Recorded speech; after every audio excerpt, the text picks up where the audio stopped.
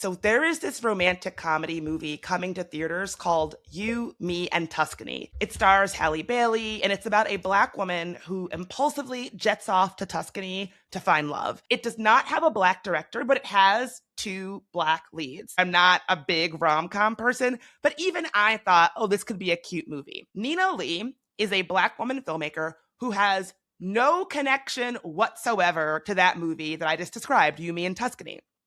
But she is posting on social media, begging people to go see this movie that she has nothing to do with. Why? Because Nina says that two of her film projects are currently stuck in limbo because she's been told by film studio executives that they're holding to see whether that movie, You, Me, and Tuscany, is going to be successful. If that rom-com does well at the box office, they said that they can move forward with her movie. If it doesn't, it might not go forward. So that filmmaker, Nina Lee, tweeted, please go see this film about You, Me, and Tuscany. Met with an executive about a romance script I have. They won't buy it until they see how You, Me, and Tuscany does. A film that has nothing to do with me could quite literally change my life. Plus, I've heard it's really great, so I'm looking forward to supporting. Nina Lee is like, please see this movie because studio executives are saying that they're waiting to see how this one rom-com does before they greenlight other movies with diverse casts. And I hate this for so many reasons.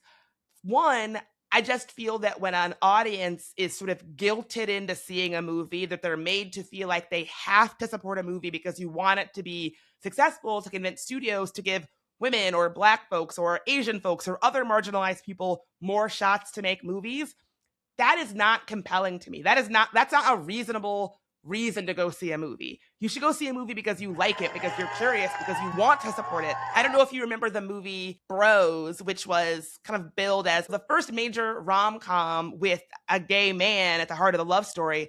I found the marketing for that movie to be very heavy on the like, you have to support this movie. It's very historic. It's very important. And I just don't think that's a compelling reason to see a movie. Going to see a movie should not be activism. Also, I hate this because movies with mostly white casts or white directors flop all the time. And then it's not turned around and used as a way for executives to say, oh, we shouldn't make more movies like this. I don't think it's a fair precedent that marginalized people and people of color and women, we have to wait and see how this movie that has nothing to do with us pans out until we can actually make the project that we want to make. And furthermore, even when movies with Black casts or Black directors are successful, it's talked about like it's some kind of a fluke. Black Panther is a great example of this, and Sinners is a great example of this. So diverse and inclusive casts and diverse directors are putting butts in seats, but it's like it doesn't matter. When that happens, it's going to be another goalpost move. It's going to be like, Halle Bailey was in this movie and maybe it did well because she's a big star. So if she's not in the next movie, we're not going to greenlight it. It's like it's always going to be another goalpost or another benchmark for folks to just not want to tell our stories. And I'm sick of it. The film critic Carolyn Linz put it really well on Twitter. She wrote, at the end of the day, the same racist studios and executives win.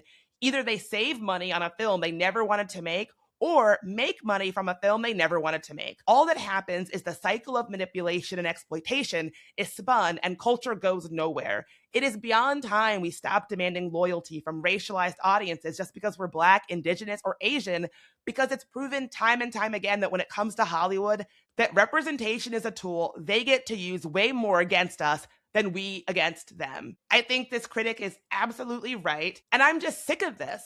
I really respect that I see a lot of Black movie people and critics and appreciators saying like, well, obviously we're going to support this. Obviously we're going to support this. Like I saw somebody tweet, you know, we understand the assignment. Hell, I don't even like rom-coms. I'll probably go see this because I do want to set a precedent that Black films have merit, that our stories have merit in telling. But I just don't like this. I don't like it. Just feels very manipulative. And I don't like being manipulated this way as an audience member. We deserve so much better. Our stories and our storytellers deserve so much better.